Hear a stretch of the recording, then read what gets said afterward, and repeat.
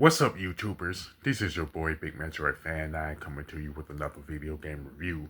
And in this review, I'm going to talk about the game Transformers Devastation, which was released on the PlayStation 3, PlayStation 4, Xbox 360, and Xbox One by Activision and Platinum Games. Now, the plot of the game is that the Autobots are on a mission to stop the Decepticons from cyberforming Earth. Now, one thing that you will notice if you're familiar with the original Generation One Transformers cartoon show is that the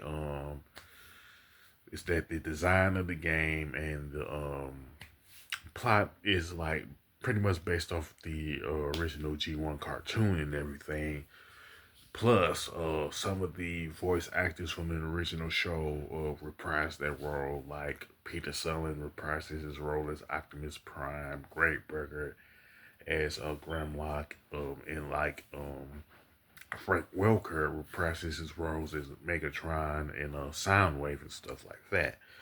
Now, in the game, you pretty much play as Optimus Prime, Wheeljack, Bumblebee, Grimlock, and Sideswipe and everything.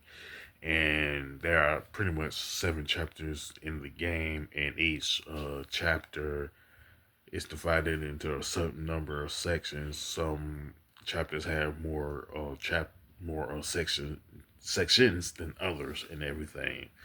Now, with each Autobot, they have their own move set and like style and everything, along with weapons and stuff like that. Now, with Optimus Prime, he's more balanced of the 5 Autobots. Bumblebee is pretty much quick and fast and stuff. Wheeljack rely on like more long range weapons and stuff like that. Grimlock pretty much relies on strength because he's the biggest playable Autobot in the game and stuff. Plus, uh, Sideswipe is more of the hit and run type of Autobot and stuff and everything. Now, as far as enemies are concerned, within each section, they will vary and everything. They will like depending on which section you're in, you can fight some generic Decepticon seekers in one section. You could fight an individual Constructicon in another section, and there was this one instance where Optimus Prime actually fights Devastator, which is something I've never seen in like the cartoon show. At least Optimus Prime pretty much had another combiner Autobot like the aerial bots or the protector bots come in and change it to their combiner mode to face off against Devastator and stuff. But anyway, this is what is done within the game itself. Plus, you can upgrade things like new moves and weapons and power ups for each Autobot by going to tech and everything, which is an acronym. And you need credits to pretty much buy the weapon upgrades, power ups, and moves and stuff like that.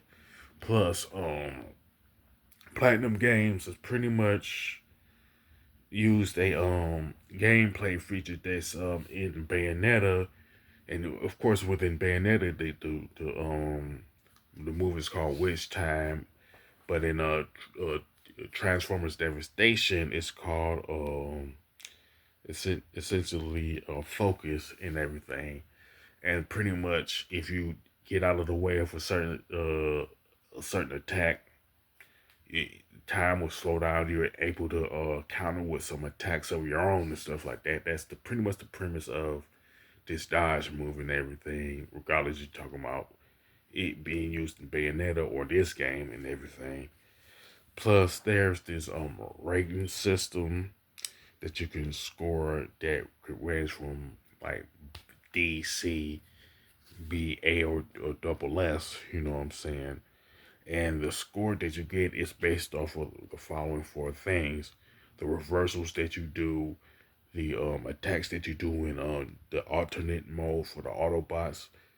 So, like for Grimlock, for example, you'll score some attacks in his T-Rex alternate modes. For the other four, it's going to be their individual vehicle modes and stuff. Plus, the other factors are the headshots and stuns and everything. So, the more stuff you do in regards to these four things, the higher the rating is going to be and everything. And pretty much the graphics and designs for Transformer Devastations are great. It was some very good color palettes and everything. And I do like the fact that the whole like game design is pretty much based off of the original G1 cartoon show and everything. And the gameplay controls are pretty good, especially with the fact that each playable Autobot got their own weapons and move sets and stuff like that. The soundtrack sound effects are very good, along with some great voice acting and everything, which is fits the tone in my opinion and everything. Now, the only gripe that I do have is that the fact that Transforming Devastation is short. It should have had at least 10 chapters in it, somewhere between 10 to 15 chapters at least, to make it a little longer. You know what I'm saying? But even though the game is short, Transforming Devastation is a good game nonetheless. As far as the score, I definitely give it an 8 out of 10.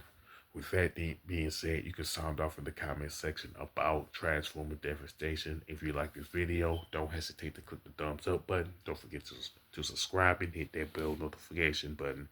This is your boy Big Metroid Fan 9 signing off.